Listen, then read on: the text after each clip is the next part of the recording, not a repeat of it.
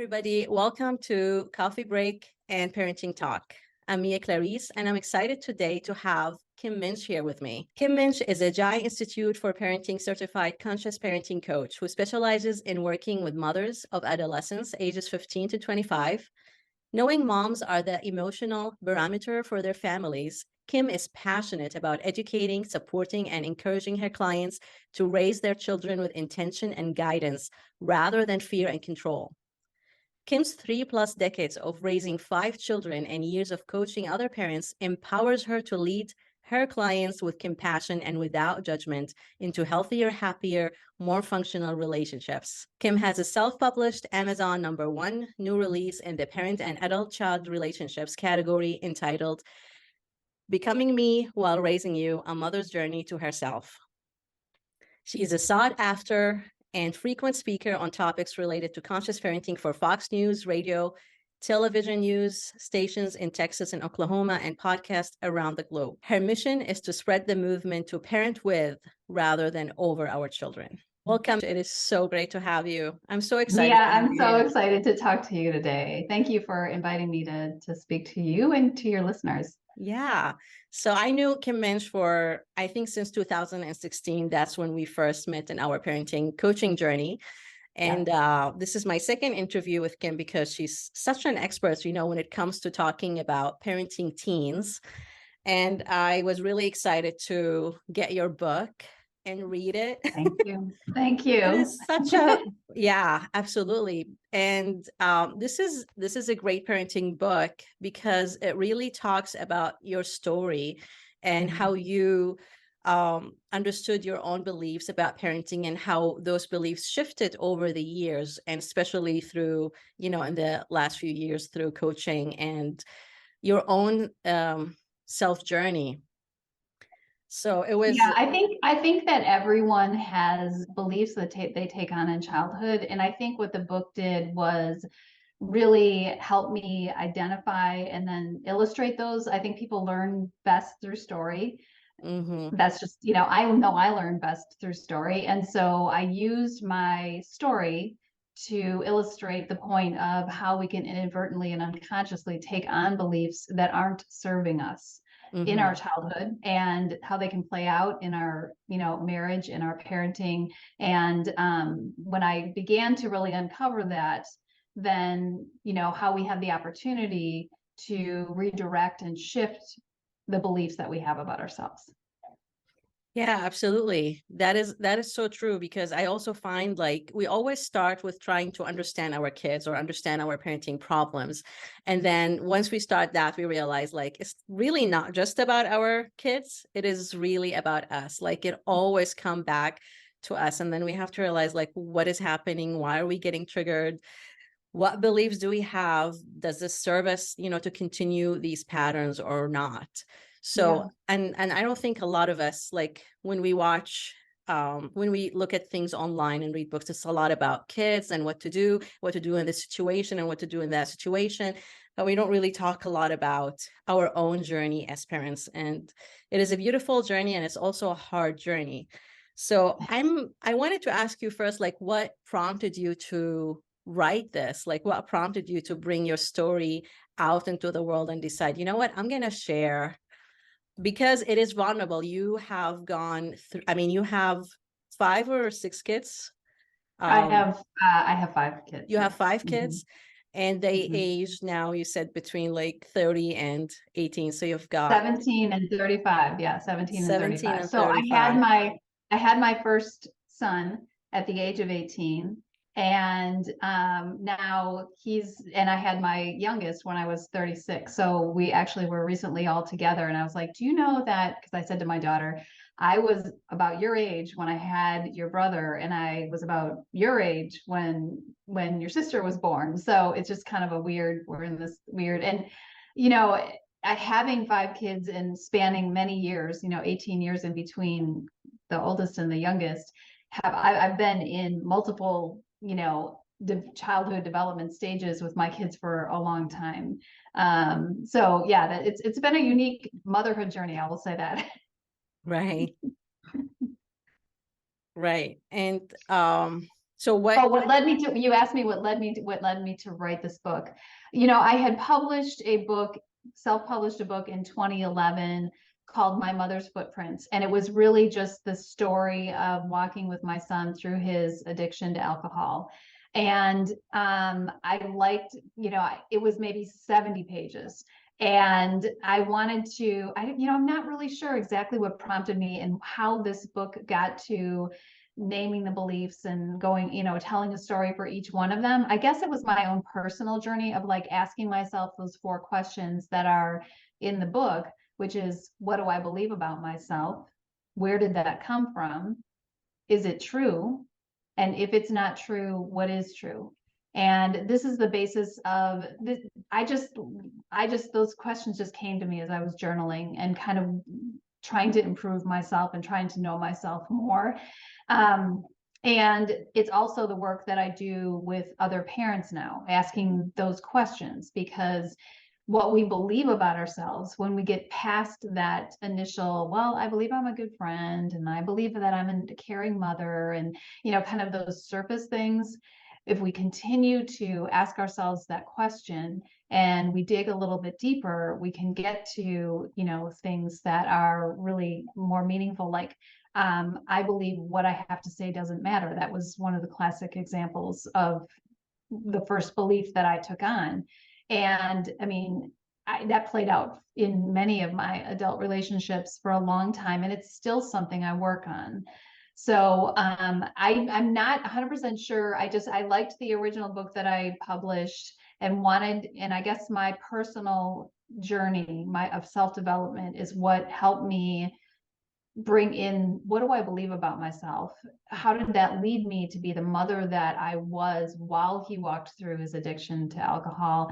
And what did I learn, and how am I growing from that now? So, you know, and I just don't think, Mia, I don't think that there's enough truth in the world. And when we choose to share our truth, whether it's in a book or no matter how that is, you know, just in our general conversations, we inspire other people to share their truth. That's what I think. And there's just not enough truth. And so I feel like if I'm truthful, it gives people permission. The women that I coach that have read my book are come knowing already who I am and what I stand for and where I'm coming from. So it's actually a really great relationship when they've read the book.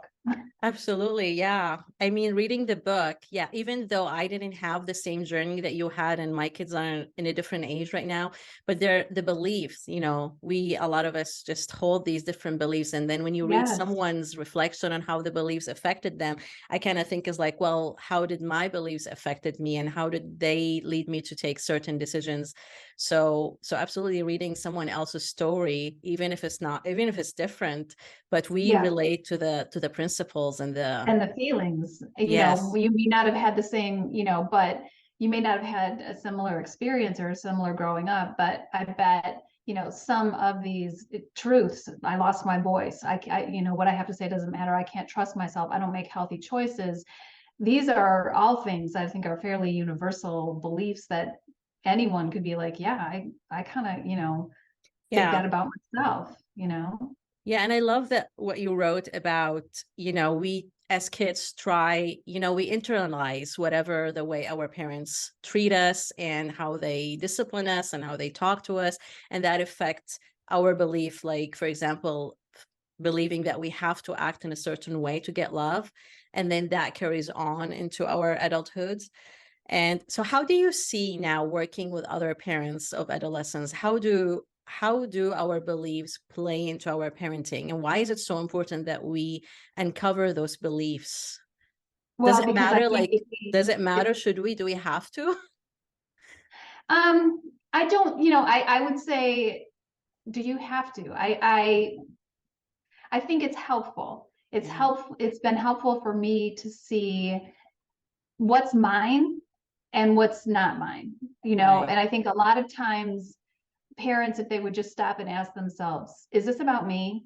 Or is this Mm, about my kid? Like, you know, and right. if it's about you, then what's your business in it? You know, Mm, are you trying to project an expectation or a need that you have onto your child, like for them to achieve something because you didn't, or because you think it'll make you look like a good parent, and you're super, I mean, we all take parenting seriously, right? It's not that you shouldn't, but Absolutely. sometimes we get so egoically tied to our kids and their outcomes.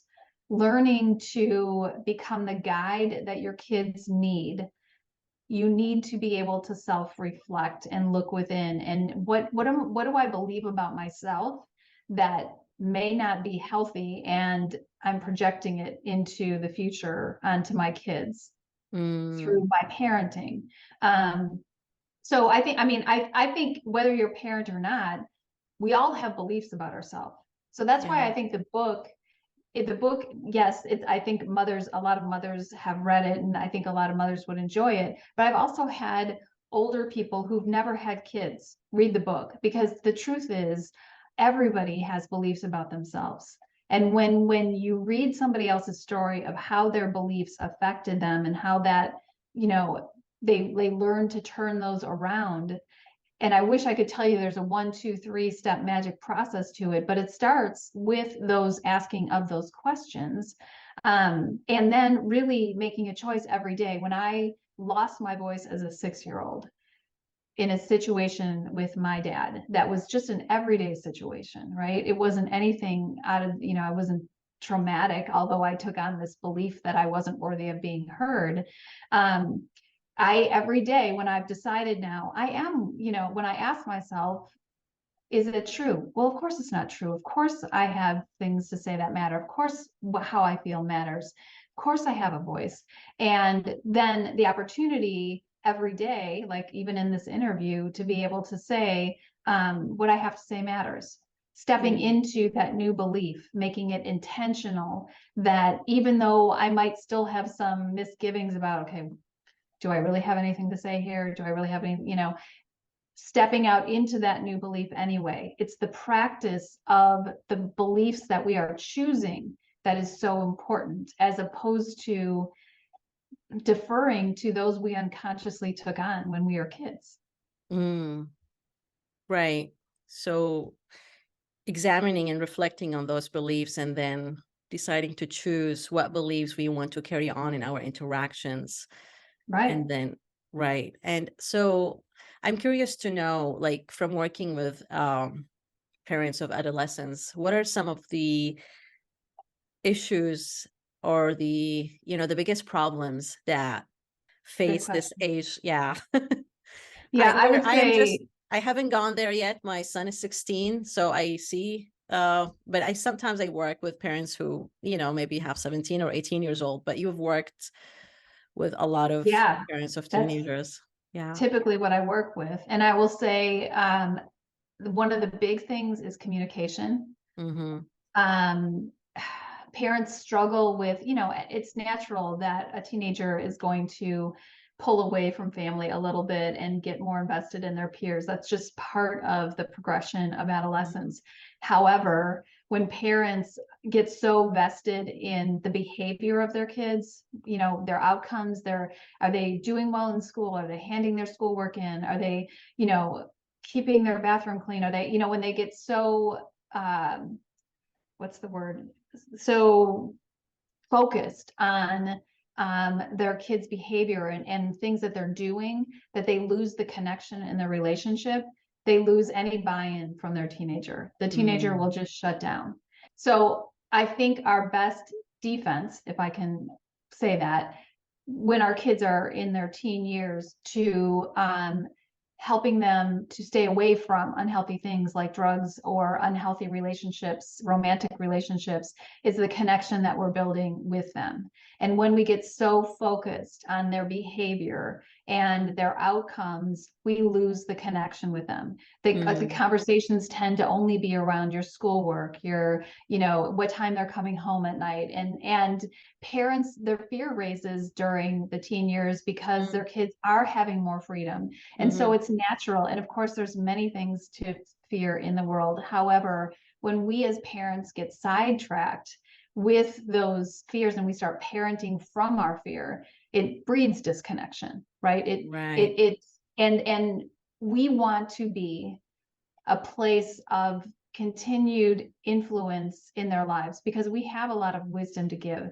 So Right. parents often come to me on how do I talk to my teenager? How do I, what's the best way for me to do this? Because their parents just get so focused on making sure their kid's doing all the right things that they lose the relationship with them, and there's no buy-in on the teenager's part. Right. They don't, all you're doing is telling me what I need to Yeah. be doing. And I'm we kind of um lost our connection. and they want their independent. They're like, they feel almost like an adult, and like, now I can do whatever I want, or like, you can't keep controlling me. Yeah. I remember one of the issues that I had a parent have issues with is lying. Oh yeah, that's a big one. What do you do when, you You know, know, the relationship, maybe as a parent, you think that it was okay, maybe it's not perfect, but then your kids start lying, but then you have this anxiety and fear because you do want to protect them. You are worried about what they're doing, but lying sometimes. well, yeah. I mean, I work with parents. This is can be a real Mm, problem for some teenagers, right?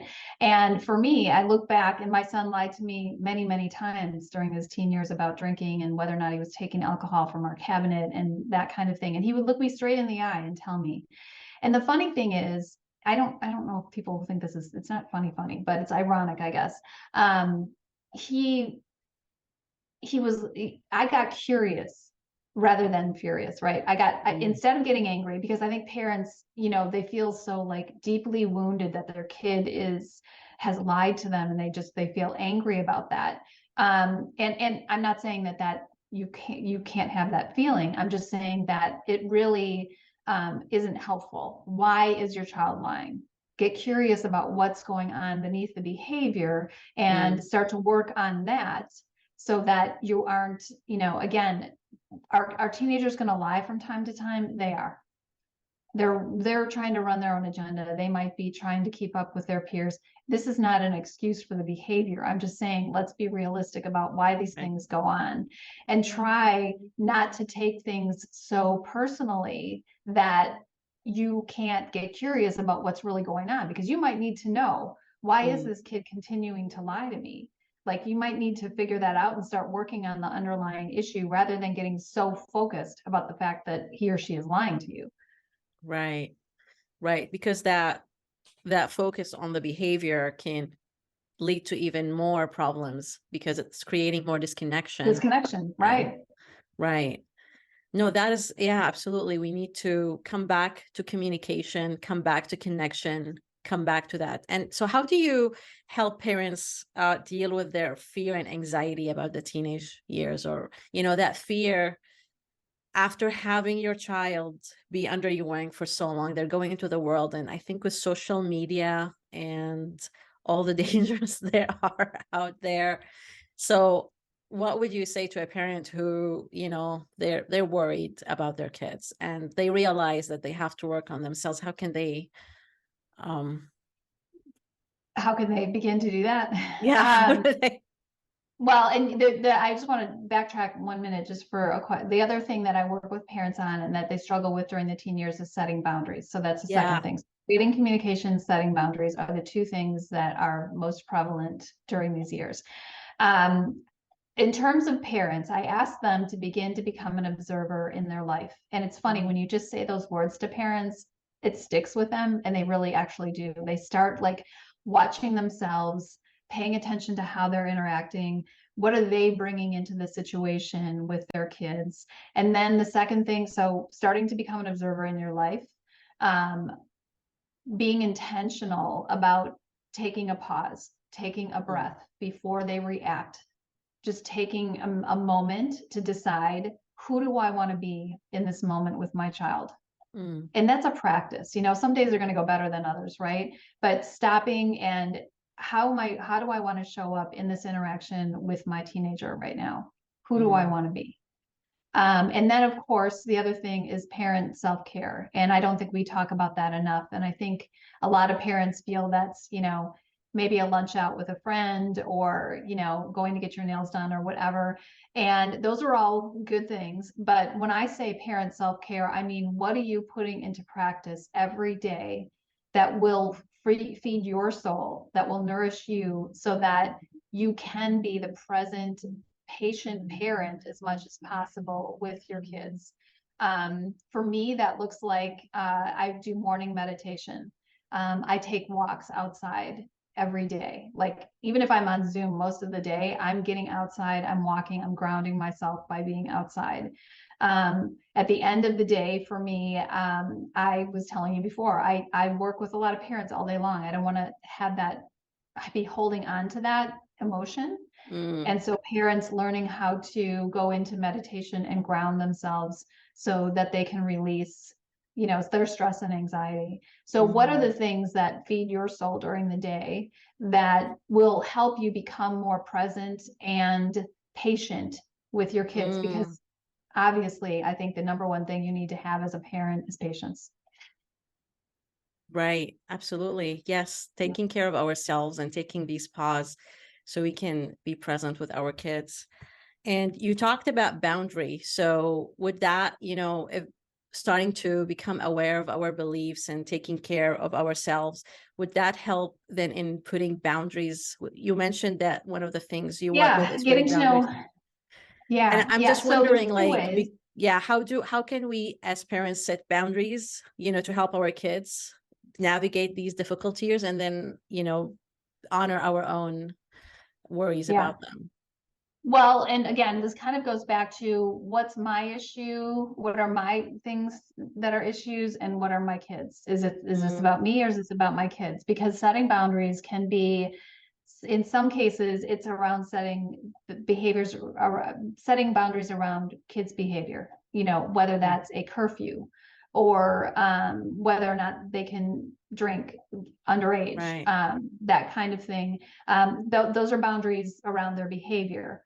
But also, parents, when they work on themselves, can set boundaries for what they will and won't participate in, setting their personal boundaries. I think a Yeah. lot of times we parent and we don't set our own personal boundaries. And Right. so I work with parents. It really depends on the family, obviously, but sometimes we're working on boundaries around personal parent boundaries, where what they will no longer tolerate. And so that might look like no marijuana in the house. Like that might, Mm, they've allowed this for so long and things have progressed to a really unhealthy place, and putting, their personal, that, well, I guess you could look at that in particular in both ways, because that's a behavior for the teen or young adult, but also a parent personal boundary. Like, I'm right. done with this. And parents, to set boundaries, need three things. They need clarity on what the boundary is, and that's what we work on. They need confidence. So they got to work through their feelings of anxiety or anger or anything else. They've got to be Mm, very confident when they give the boundary. And then they've got to be consistent. You mm, cannot say one thing and not do another. When your words and your behavior is not right. in alignment, your kids will use their behavior to call BS on you. Wow.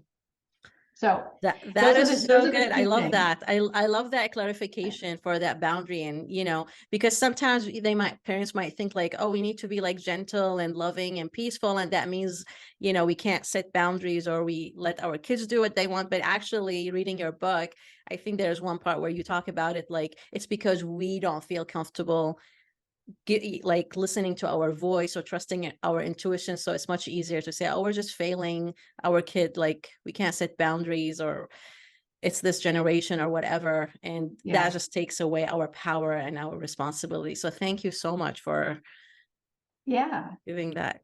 Yes. Yeah. Yeah. I feel like, again, because of some of the experiences I've had in my own life, I also kind of feel like I'm the parent. I don't want to say parent whisperer, but like, to certain, to parents who are going through and they've gotten to a place where they don't have any boundaries, or they are so afraid to put boundaries in place because their kid has mental health issues or substance use Mm, issues.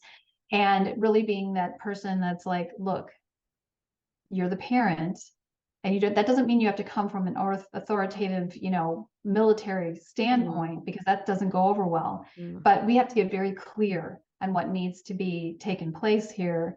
and how to move your young adult forward in a more positive direction. So yeah, I mean, it's about being that space for parents to bring all their fears and issues and Right. talk them through, work them out, gain clarity so they can go back into the game of parenting and feel confident in what they're doing.